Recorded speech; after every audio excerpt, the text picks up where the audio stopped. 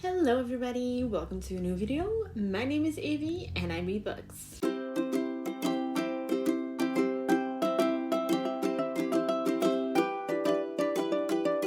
And today's video is going to be my favorites video of this past year. So my favorites of 2021, I picked 5 books if I'm correctly. Yeah, I got 5 books over here. These were the only books that I also gave 5 stars. So that's why they're on my favorites list. So I ended up giving that a 5-star. I just changed my camera a little bit, so if it's a little bit different than a moment ago, and that's why. So I don't have a specific order, I think, that they're in. I think it's more from what I read in the beginning of the year to the end. Like, the first 5-star I gave was to A Good Girl's Guide to Murder. This is probably not a surprise for people who watch my channel for a longer time, because I have been talking throughout the year about this book being one of my favorites. So it's not really a new thing that this one is on the list. This is the first one in A Good Girl's Guide to Murder by Holly Jackson, and I really enjoyed it. This book is about Pippa, who actually is going for a school year project, is going to go researching a case that happened in her small town 5 or 6 years ago. And that case is actually Annie Bell, who goes missing. And her boyfriend at the time is considered the person who probably killed her.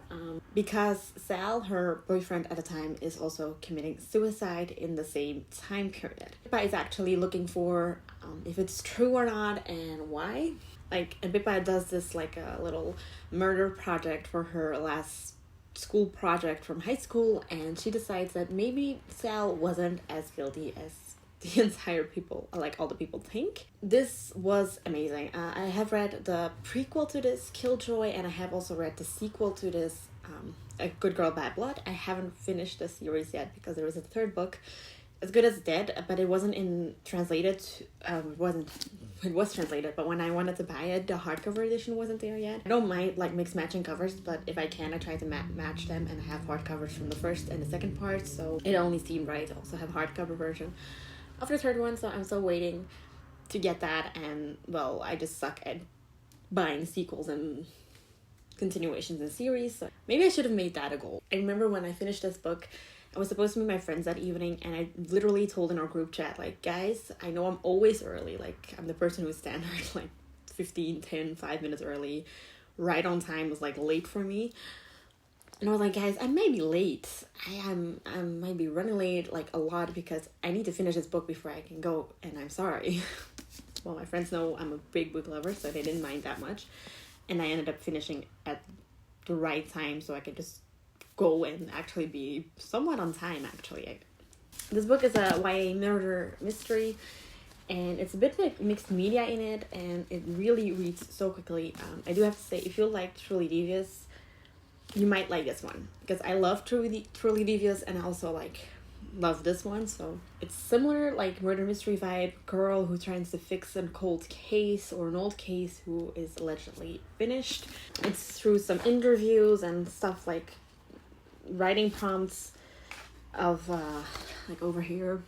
You can see this is a different media. There's her essay parts, I'll say. Also her persons of interest are in there, so it's really a bit mixed media. Then the next one is middle grade. I don't really read middle grade that much, and I think this is one of the first middle grades that I actually read, besides certain book series we all know. I think that's middle grade too. But I'm talking about the Cassidy Blake series by Victoria Schwab, and I read the first book I think in June, and I flew through it. I think I finished it in a couple of days, and I just love this. And the reason I love this book that much is the atmosphere. Yeah, if I'm correctly, this one takes place in Scotland, and it's actually about Cassidy Blake, whose parents are ghost hunters. So they're actually famous ghost hunters who make TV shows, and they go to Scotland to film their show over there. Cassidy Blake is their daughter and goes with them, and she has this imaginary friend according to her family, but it seems that that friend isn't really imaginary, but only Cassidy can see it. And there are also other ghosts and people she can see, but her parents don't. Which is actually Cassidy, the girl who can see ghosts behind a certain veil. I love the atmosphere of this book. I've also read the second one. It's also a great atmosphere. It takes place in different countries, and you really get to know the country. Obviously, there's also a map of Scotland in this case on the front of the cover, which is not on the front of the book, which is also really great to see where they're at and where they're going. It read so quickly. Yes, it's middle grade, so you expect it to read quickly. It was a ghost story, a really fun ghost story. Her sidekick is extremely funny and really makes it a light ambience to it, while actually Cassidy is also dealing with like terrible people and ghosts that you don't really want to meet. That's why I gave it 5 stars. The writing style was great. The atmosphere really did it. You also get to know the characters a lot, and the plot is something I haven't really read in any books. This is the year I actually started diving in a little bit to more horror and spooky type of things, and not just thriller and murder mysteries. And this was my first horror, I think, classified book that I read. Yes, it was a middle grade, but I really enjoyed it, and I definitely continuing on with that series. Next up, we have a book that was a 4.5 star, and I put it up to a 5 star because I am recommending like all of my friends to read this, even though my friends don't really read it. Don't really read that much, or most of my friends don't. But it's stuck to me. I mean, I think I read it in August. And at this very moment, I'm still thinking about what this book was about and how it made me feel and what I thought about it. So that's why I gave it a 5 star, because it's kind of hunting me. And I'm talking about Loveless by Alice Oseman. Loveless is a book about a girl, LGBTQ+, but it's actually about a girl, Georgia, who hasn't had a boyfriend in high school and goes to college, and she's determined to have one there and to be normal, according to society at least. But she realizes she might not be the perfect normal person who's straight and looking for a boy, but maybe she's gay or asexual or aromantic, or maybe she's just somewhere on a spectrum and she doesn't know which one yet.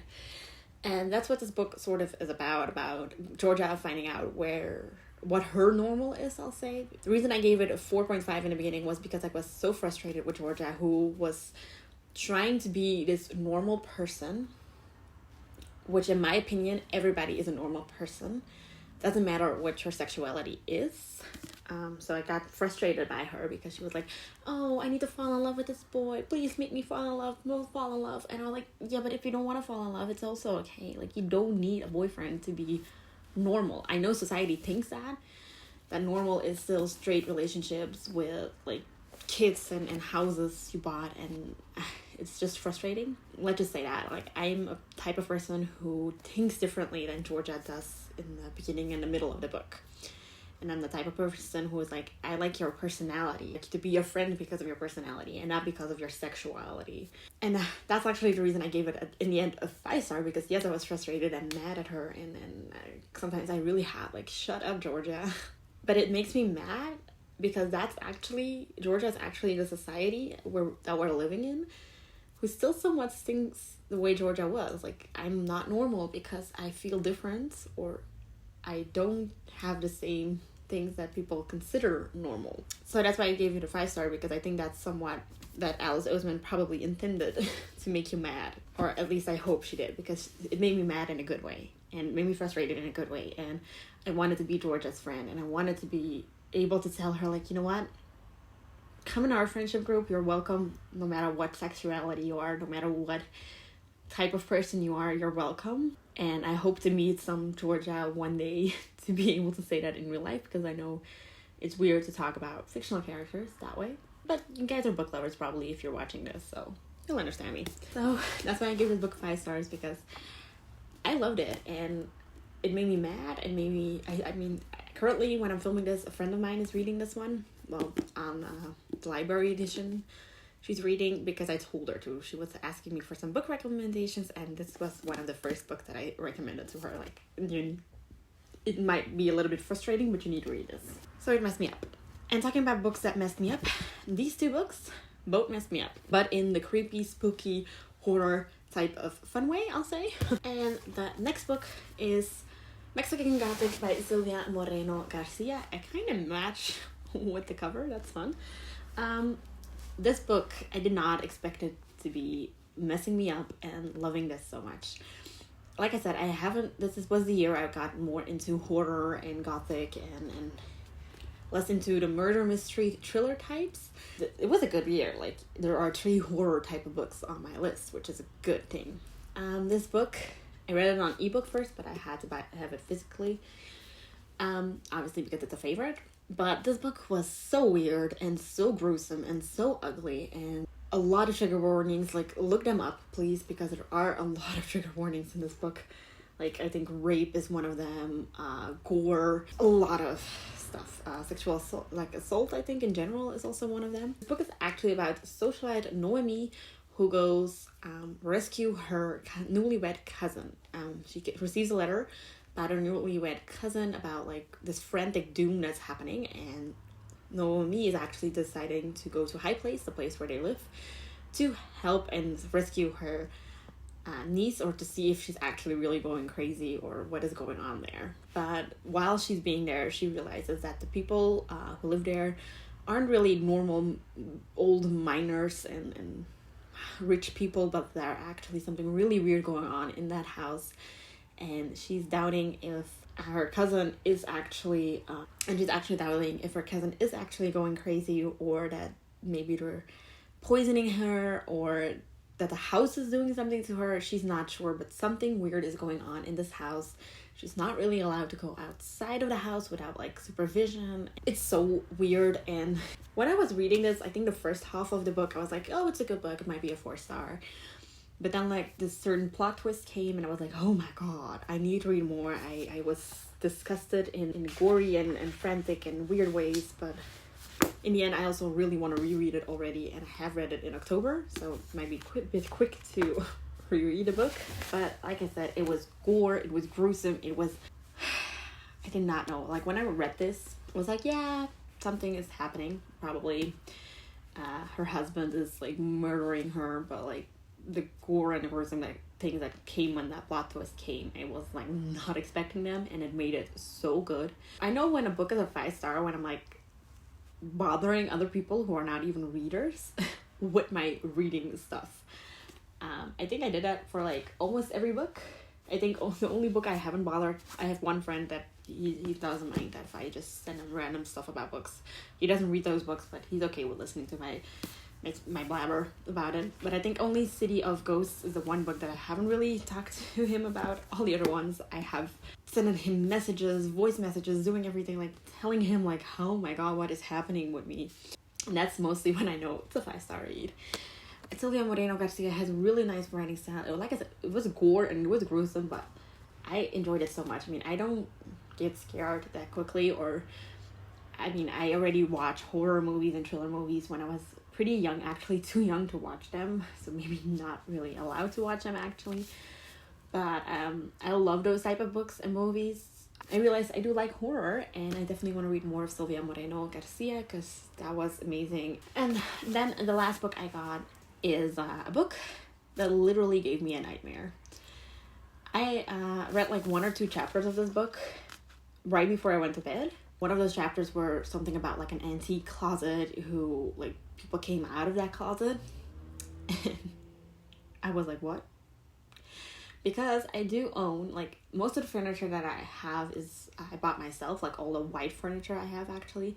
But I have like my clothing closet, who's like a gift from like an aunt who didn't really need it anymore, and I got my own room and I needed a closet, so it's a quite old closet.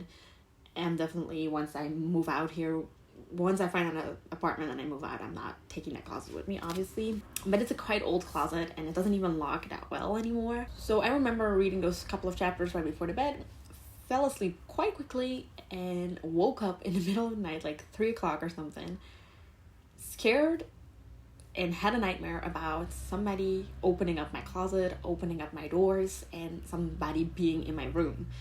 That I literally put on my nightstand, my night lamp, and looked in my closet to see if my closet was still closed. So it kind of messed me up. And I'm talking about Home Before Dark by Riley Sager.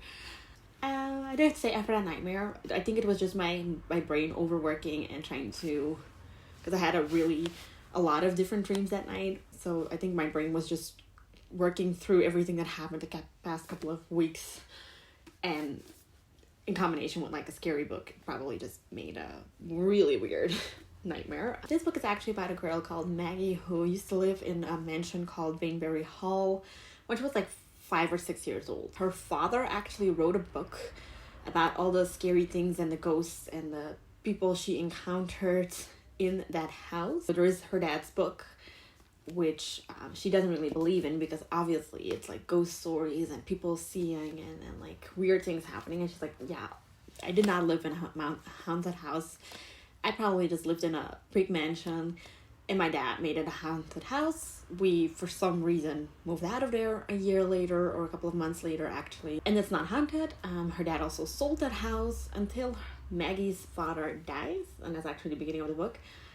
And Maggie realizes that Bainbury Hall was never sold, and it was still on her dad's name. And now she inherited this mansion that supposedly be haunted, according to her dad's book. And Maggie is actually sort of a house flipper, so she decided to go flip Bainbury Hall and then to sell it. While being there, she realizes that maybe the book her dad wrote isn't made up, and certain things might be real or might not be real. That's what this book is about. I do know some people say that Riley Sager, his female characters aren't really that great. I did not have any issues with his female characters. I love the writing style. It was really quickly. You see excerpts of the book that her dad wrote, and then real-time excerpts, which is really great to read. It's so easy to read. The chapters weren't that long either, so you fly through it. Like I said, I had a nightmare of it, but I think that's just my brain consuming a lot of stuff at that time. Just processing a lot of stuff at a time and mixed everything together. But I thought this book started off as like such a great book, and I kind of knew it was going to be a 4-star until like midway through, and there were moments I couldn't stop reading. That I was house sitting my sister's house, and that I could watch TV the entire evening, whatever I wanted if I want to, but I actually put off my TV to read this book because I wanted to read it, and I love it. This was amazing. My battery's almost about to die, so I need to like round this up. So I do really like this book, and I'm definitely reading more Riley Sager after this one because this was amazing. So these are the 5-star reads that I got in 2021. Like I said, I could really make this an expandable book video because I don't have that many 5-star reads. With my new rating scale, I might have more if I have really good reading year. We'll see next year. If you like this video, definitely give it a thumbs up. Leave down in the comments below what your favorite book was of 2021.